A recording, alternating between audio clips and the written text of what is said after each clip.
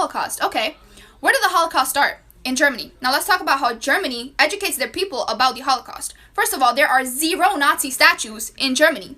And also, if you are a permanent resident in Germany, it is required of you to go to a concentration camp and learn about the Holocaust firsthand. It is required. It's not an option. It's required. Now let's talk about America. We still have the Confederate flag. We still have the Confederate statues up that are just this month being removed because of the Black Lives Matter movements and the riots and everything. And also, we have slave owners on our money. Slave owners. Yes, slave owners. And let me ask you a question. You say you support All Lives Matter. So why is it so hard for you to support black people? You do know that in the All Lives Matter circle, black people are included. Work out for me, work out for me.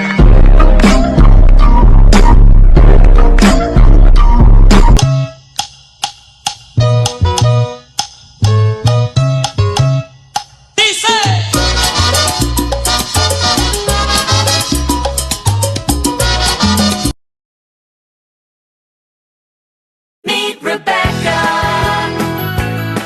She's the coolest girl in the world. Wait, wrong Rebecca. It's this one over here. She's funky, she's sweet, a generous friend. Oh. ¿Aló? Oye, Gerla. Escúchate esto. Na, na, na, na, na, na, na, na, na, na.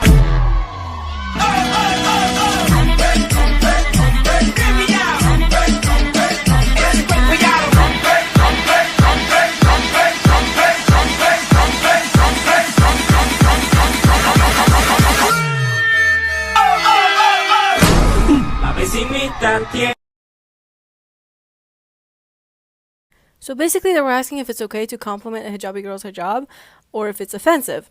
To me, I actually really appreciate it, and here's why.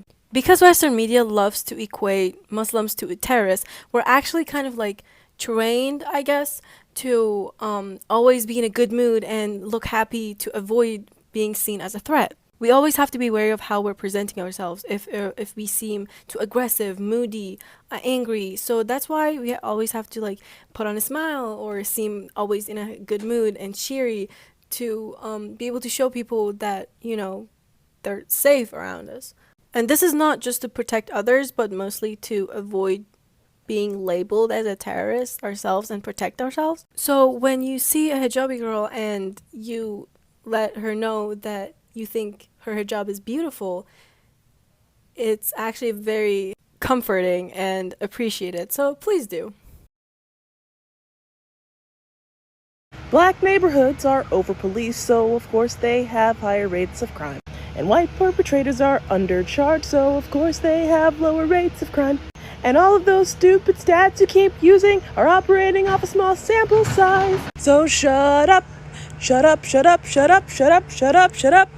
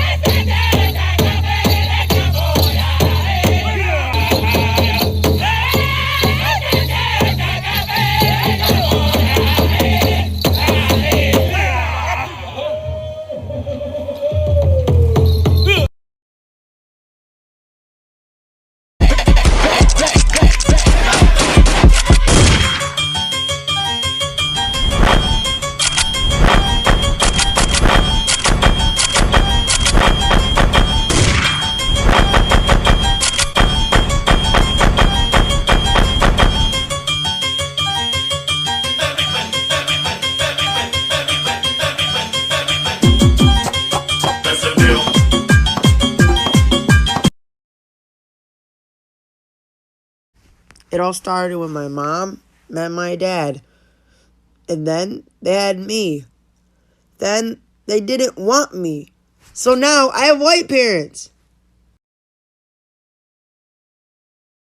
Rock it coming, rock it going, rock it going, rock it going, rock it coming, lift it, give it a lift.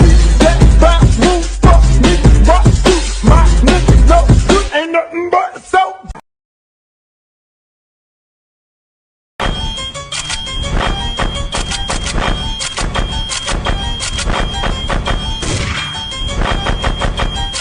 ¿Qué se siente estar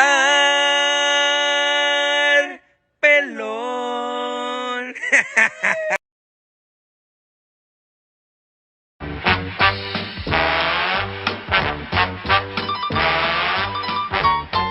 से हमदम P लूं है पीने का मौसम तेरे संग इश्क तारी है तेरे संग एक खुमारी है तेरे संग चैन भी मुझको तेरे संग बेकरारी है तेरे संग इश्क तारी है तेरे संग एक खुमारी है तेरे संग चैन भी मुझको तेरे संग बेकरारी है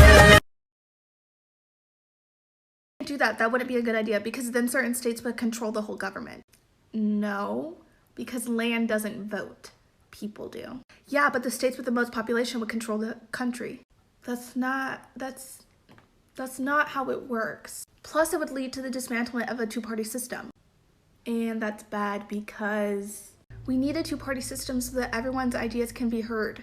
But there's more than two beliefs of how a government should be run in our country. Well, we need them to keep people in check.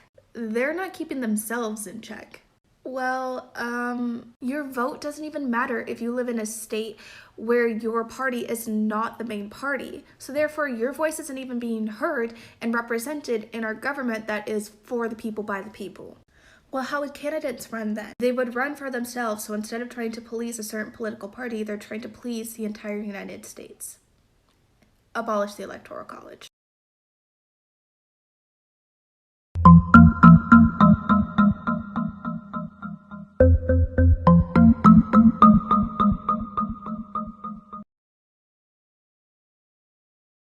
Cámara, enséñales.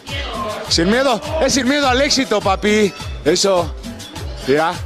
La chulada. Ahora otra vez para arriba. Limpio. Eso. Piensa en tu nena, en tu ex. If you're gonna call me son, make sure you put "don't call me" before it. My shot. I'm not throwing away my shot. Yeah! In America, I think people like to think that just because they don't see racism every single day, like blatantly, that it's not happening. So, here's some minor instances in my life where I was like, was that racist? One time, my mom and some friends and I went into a restaurant to get some food. And we walked in, and the whole place just got quiet. And we look around, and there's just this sea of white faces staring at us. My mom said hi to this old white dude staring, and he went, "Pfft." And then I started crying. And then one time when I was in high school, we were doing a car wash for the youth group at my church. And then there was this woman who just kept referring to me as the ethnic girl. Like, she was talking to all the parents, and she was like, yeah, I left my van with the ethnic girl. She's taking care of my van. The ethnic girl's got my van. Until one of the parents was finally like, you know, her name's Kendall. And just a few days ago, I was giving a customer her coffee, and she made my white coworker put it into another cup for her, like an entirely new cup. And at the end of it, we turned to each other and we were like, was that racist? Mientras haya piedra y activo, chingue su madre el coronavirus.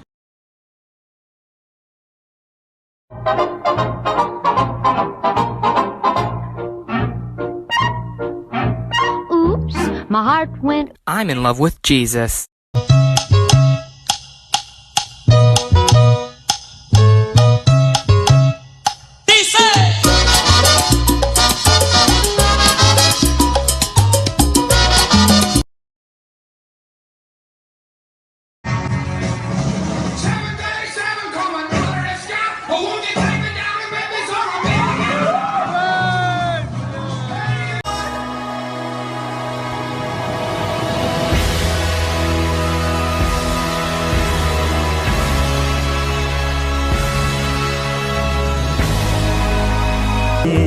चलना सी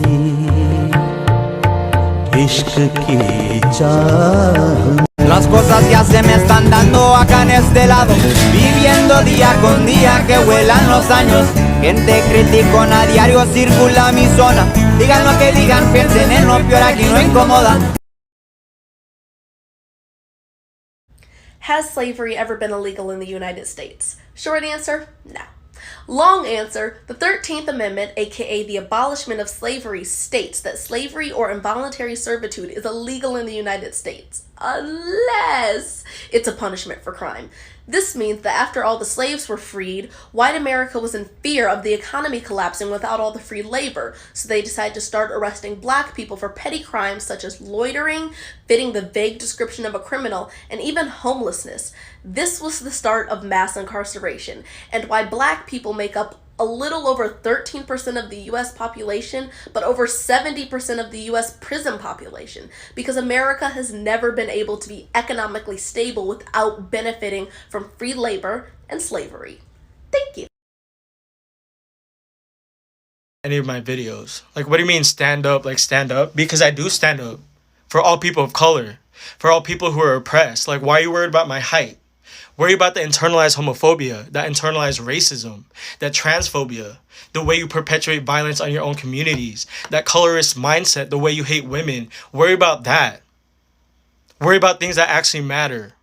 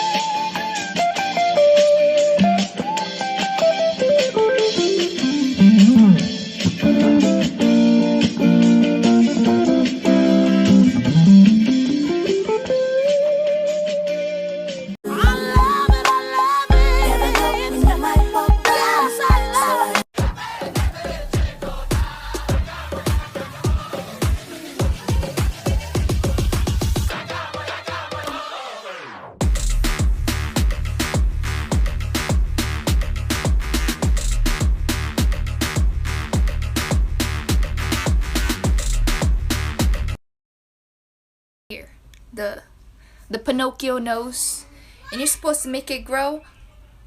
Wait, grow! It just grew. Why it stopped? Yo! Being an Asian American, I found that I had a weird set of privileges when comparing my experiences to other ethnic minorities. And Asian privilege is not equal to white privilege, because white privilege is rooted in systematic and institutional racism. And I'm talking about my experience as a light-skinned Asian specifically. I kind of blend in with my shirt. I've never been afraid of the police, and none of my light-skinned Asian guy friends have had the conversation of what to do when a police pulls you over. I know if I walk into a store with a hoodie on, no one's gonna follow me around hoping to catch me steal something. There's no angry Asian woman stereotype, and more men are willing to date me. Whereas black women are constantly labeled negatively as the angry black girl. And I know I'm generally more accepted by mainstream society because my skin is very fair and my hair is what they consider professional. I'm not trying to minimize my experiences of racism, because ethnic minorities have a shared collective trauma. I am pointing out my privilege as a light-skinned minority, though. Hey, have you ever heard of one of the first and only times that a Minnesota police officer was actually convicted of an on-duty killing? His name was Muhammad Noor, and in 2017 he killed this lady, Miss Justine Desmond. Desmond had reported what she thought was a rape in progress. Noor and his partner responded, they found no evidence of a rape, and they were getting ready to leave the scene when Justine approached the car just to speak to the officers, and Noor freaked out and shot her. Now I want to make one thing clear. He absolutely, 100% deserved to be convicted because he had zero reason to shoot her. She was unarmed, she was barefoot. It was murder. He should have been convicted, and he was. But this happened literal weeks after Philando Castile's murderer, also in the Minneapolis metro area, was let off for Philando's murder. And again, this is one of the only times that a Minnesota police officer has actually been convicted of killing someone on duty. In fact, I think I read that it was the first time, and it happened like 3 years ago. So I'm just wondering what the difference was in these situations. Is there something about the victim that made it more like, I don't know. I don't know. I got you good, that's a fact. Ooh,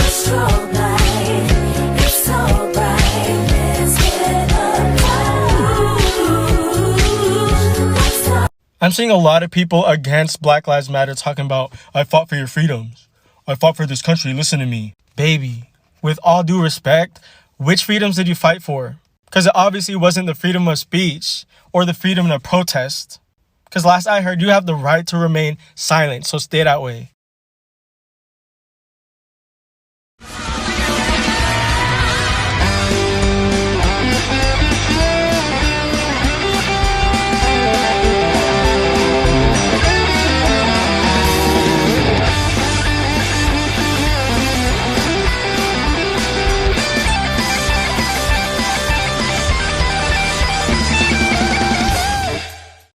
Just remember, some people only talk about you because they lost the privilege to talk to you.